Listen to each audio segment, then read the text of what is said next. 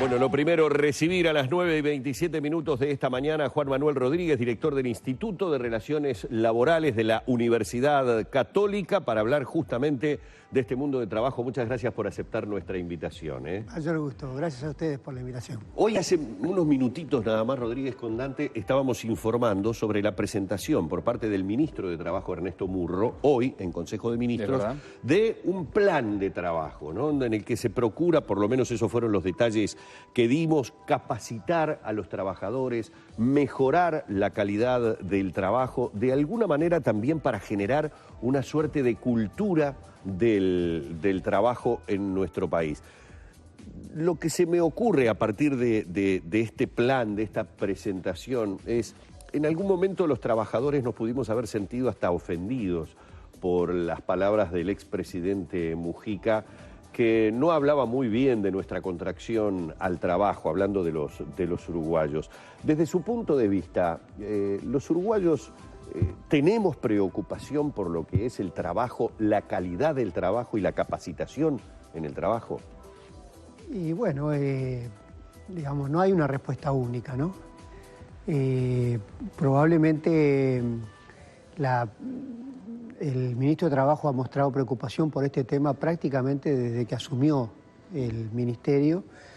Ha trabajado bastante con un grupo de referentes, de empresarios y sindicalistas, del cual concluye ahora esta primera etapa de trabajo y van a seguir otras, digamos, con la preocupación central de dignificar más el trabajo. Esto no quiere decir que en todas las actividades el trabajo no sea digno y que la gente no se comprometa. Pero lo que está claro es que independiente digamos, de la actitud individual que se tiene, a veces los sistemas de trabajo no estimulan y no permiten, digamos, quizá un involucramiento de los trabajadores, como vemos de repente en otras sociedades. ¿A qué se refieren con sistemas de trabajo?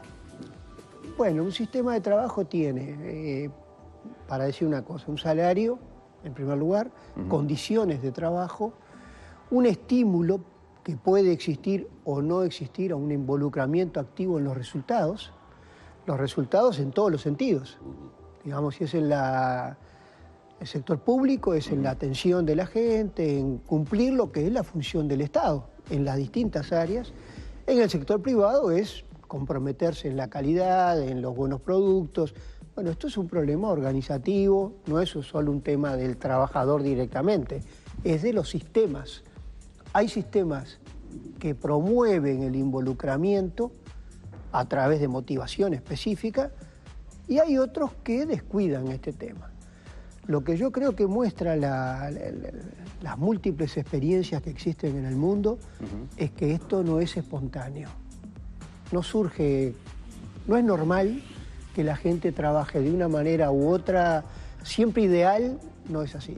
Lo que muestra es eso, que unos y otros tienen otra actitud y que esto debería ser promovido. La cultura del trabajo y la cultura de lograr los resultados, tanto a nivel público como privado. Esto tiene que ver con la calidad, con la cultura del trabajo y ahí creo que apunta esta propuesta del ministro. Le quiero preguntar sobre la conflictividad, Rodríguez, porque en la UCADE se ha hecho un trabajo que señala que estamos en niveles muy altos comparativamente con lo que vienen siendo años anteriores y claro está, la discusión del presupuesto es un factor determinante. ¿Qué previsiones manejan ustedes a futuro, teniendo en cuenta además que en esta oportunidad el presupuesto se va a volver a discutir dentro de 2 años? Y con eso le pregunto, ¿es un error político, en definitiva, tener que volver a abrir el presupuesto dentro de 2 años donde seguramente haya nuevos conflictos similares a los que estamos teniendo ahora? Claro, uno diría, sería ideal que fuera por 5 años y no se discutiera más. Exacto. Hay que tener en cuenta que en todos los años hay rendición de cuentas. Y en la rendición de cuentas pueden haber ajustes. Con lo cual, de hecho, siempre hay una cierta conflictividad en el momento de la rendición de cuentas. De todas maneras, más allá de que esto es lo deseable, me ubico en la conducción económica y entiendo de que hoy existen una cantidad de incertidumbres grandes, tanto a nivel internacional como en la propia actividad interna. Con lo cual, tomar decisiones de muy largo plazo con el riesgo de que no sabemos efectivamente qué es lo que va a pasar. Pongámosle, Argentina tiene problemas grandes, Brasil tiene problemas grandes, China está creciendo menos de lo que creció los años pasados. Estoy hablando de 3 grandes compradores de Uruguay. Entonces la pregunta es, bueno, ¿es deseable que haya decisiones de muy largo plazo para no rediscutirla de vuelta? Pero uno también tiene que entender, de decir, no se quieren hacer definiciones que luego no está claro que se vayan a cumplir. Pero uno siente que, digo, uno como ciudadano, y lo refleja parte de la opinión que uno recoge a diario aquí en el programa, que la gente dice, pero todo se resume a pelear por el salario, más salario, más salario, más salario. De hecho, en estos últimos días he escuchado algunas declaraciones de hasta los propios integrantes del gobierno apuntando hacia eso, ¿no? Es decir, que hay un reclamo, una exigencia de mayor pago y por allí se dice también existirá una exigencia de mejor desempeño laboral. Es que el trabajador solamente a la hora de protestar, de pelear, pelea por su salario y no por mejor calidad de empleo, es decir, desde el lugar en el que desarrolla su trabajo hasta las posibilidades que tiene de desarrollarse, de capacitarse y de ir ascendiendo en su trabajo. Sería lo deseable, ¿no? Que existiera, digamos, porque el trabajador, bueno, en primer lugar, uno tiene que entender que peleen por salarios, porque en definitiva, buena parte, digamos, de sus compras, se discute si eso es calidad de vida necesariamente. Yo le iba a decir, su calidad de vida, llamémosle en definitiva, se define allí, en lo que recibe mensualmente. Yo adhiero bastante a la postura del expresidente José Mujica, sí, que cree que el consumismo es también una esclavitud, una esclavitud en el tiempo. Ahora se promueve el consumismo. Y mucha gente llega al consumismo, una computadora nueva siempre, salió un nuevo modelo de celular, y, bueno. Pero el salario permite atender eso, que probablemente esté bastante lejos de la felicidad, pero digamos, bueno, la gente toma sus decisiones.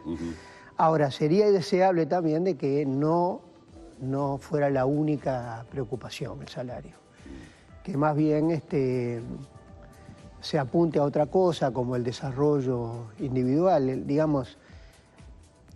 Este es un tema que se discute mucho en relaciones laborales, ¿no?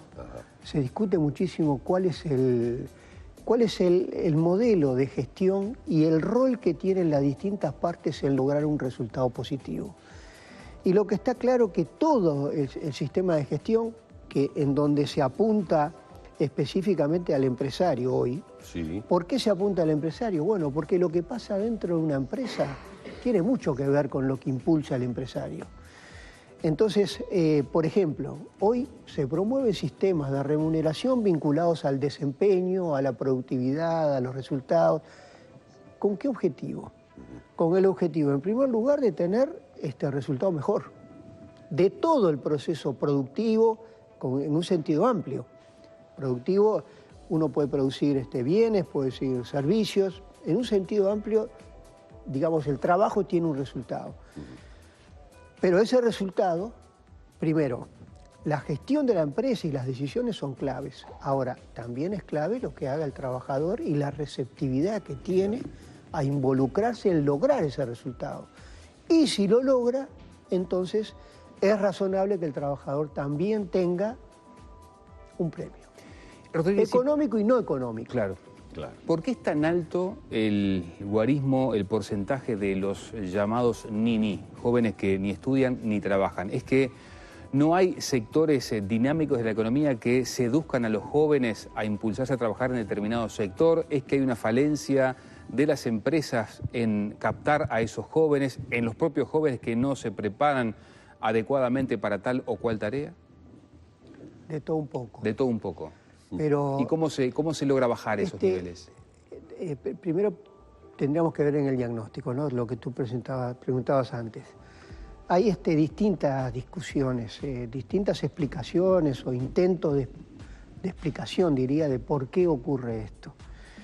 Algunos centran este tema en lo que fue las tasas de desocupación elevadas que hubo en el pasado, que hizo que en algunas familias se perdiera como la cultura de la rutina laboral, porque los trabajos eran eventuales, se perdía el trabajo muy rápido, y esto hizo perder esto que es la cultura.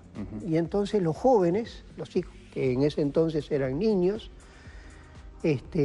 no vieron en su familia quizá lo que vieron otros. Un espejo de regularidad de trabajo, digamos. Exactamente. Entonces, digamos que toman actitudes, digamos, de lo inmediato. Y lo inmediato no es un compromiso de largo plazo. Entonces, efectivamente, hay un grupo, la educación implica un compromiso de largo plazo. A veces, ni que hablar, ir a clase durante años con una incertidumbre de si eso le va a mejorar o no el trabajo. Una incertidumbre que para cualquiera que conozca lo que es el mundo de trabajo no es incertidumbre. El que no estudia va a tener dificultades, seguramente la amplia mayoría, el resto de su vida.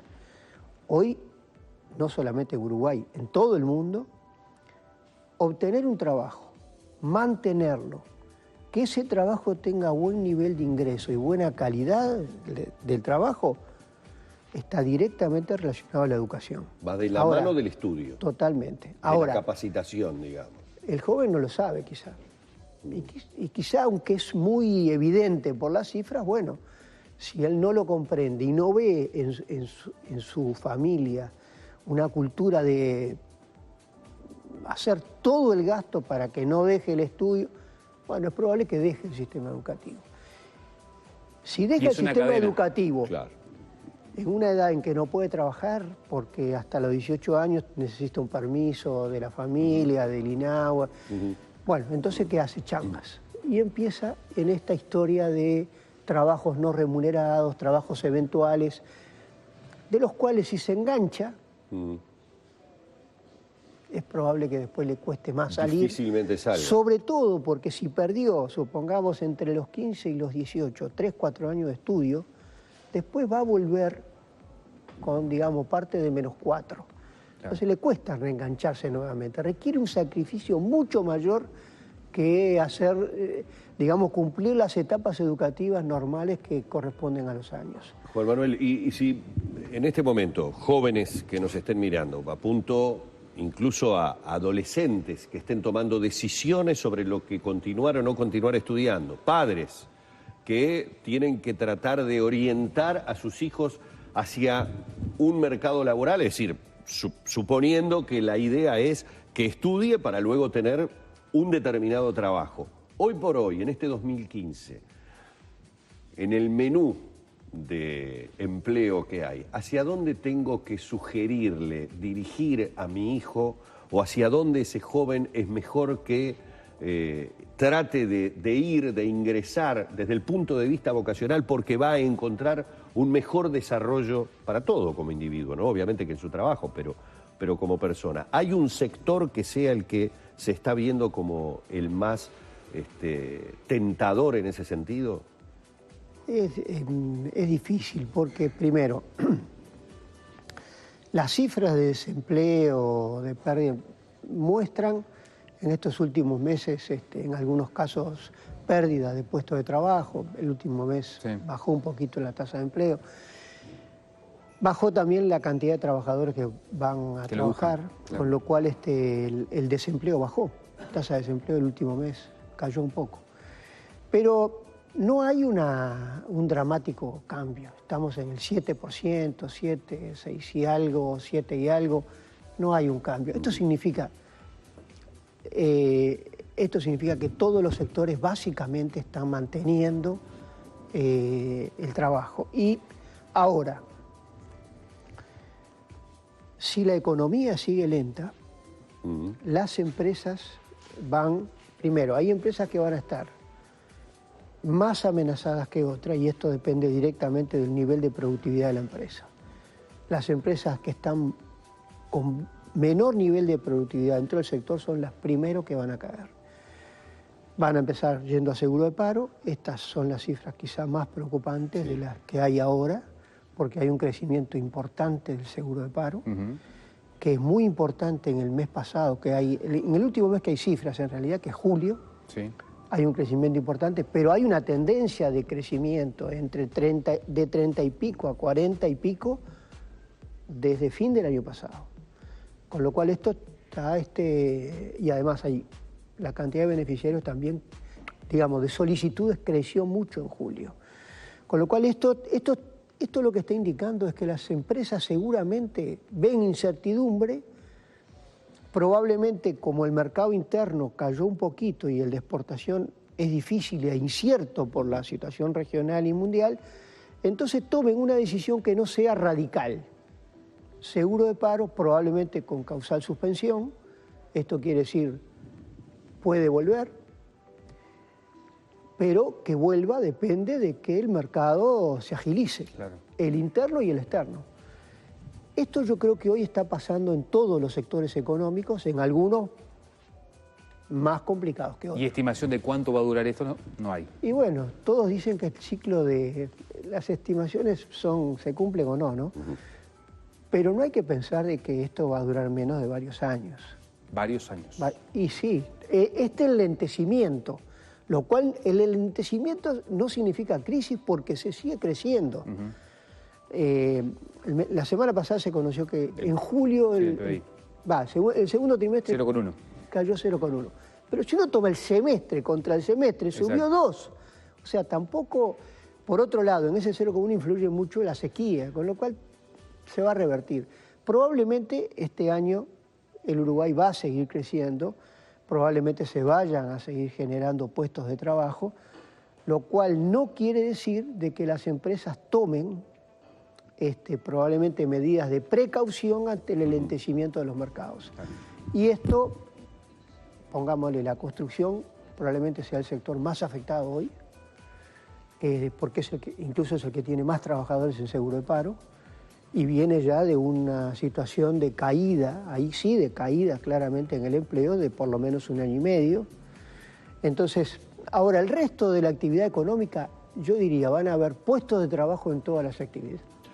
Bueno, Manuel, queremos agradecerle mucho esta presencia en la mañana de Arriba Gente. Tal vez cuando nos acostumbremos un poco a la incertidumbre de la que usted hablaba, las decisiones de las empresas no sean tan cautelosas y retomemos cierta normalidad. Es esperable que así sea.